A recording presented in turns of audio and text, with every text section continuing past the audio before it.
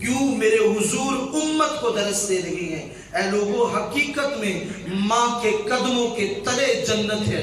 الجنت تحت اقدام الامہات۔ اے لوگوں، رب نے جنت ماؤں کے قدموں کے نیچے رکھ دی ہے۔ اب معاشرہ اس نہج پہ ہے، سال میں ایک دن ماں کے نام سے موسوم کر کے کہتا ہے یہ میں نے مدر ڈے منا لیا۔ اے بندے، میں کہتا ہوں وہ دن دن نہیں ہوتا جس دن کو ماں کے بغیر دن قرار دے دیا جائے۔ ہر دن کی ابتدا ہی ماں کے قدموں سے شروع ہوتی ہے۔ اے بندہ مومن، یہ غیر کی سازش ہے کہ سال کے بعد ایک دن ماں کے نام سے موسوم کر دینا اور ایک دن باپ کے نام سے موسوم کر دینا۔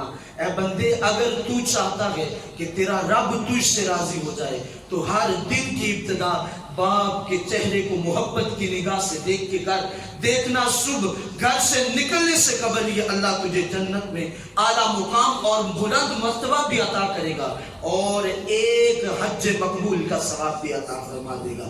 حضور کی بارگاہ میں عرض کی گئی، یا رسول اللہ، اگر کوئی والدین کے ساتھ حسن سلوک کرتا رہے اور انداز یہ کہ ہر روز اپنے باپ کو بار بار محبت کی نگاہ سے دیکھے، اس کے چہرے کی طرف، میرے حضور نے فرمایا جتنی بار وہ محبت کی نگاہ سے باپ کے چہرے کو دیکھے گا، اللہ ہر بار اسے ایک حج مقبول کا ثواب عطا فرما دے گا۔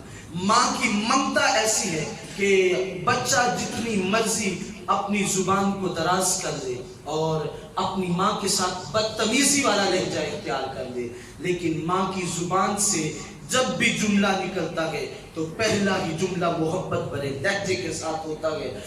وہ پھر بھی اپنے بچے سے محبت کی بولی بولتی ہے۔ اے بندہ مومن، اگر والدین زندہ ہیں تو ان کی خدمت کر لے۔ میرے حضور فرماتے ہیں بدقسمت ہے وہ شخص جو اپنی حیاتی میں والدین کو یا ان میں سے کسی ایک کو پائے اور پھر انہیں راضی کر کے جنت نہ کما سکے۔ اس سے بڑا بدبخت کوئی شخص نہیں ہو سکتا۔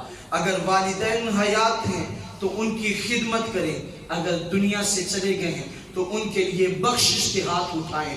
اللہ اس کے صدقے ان کی تو بخشش کرے گا ہی کرے گا، ان کے توسل سے ہم کی بھی بخشش فرما دے گا۔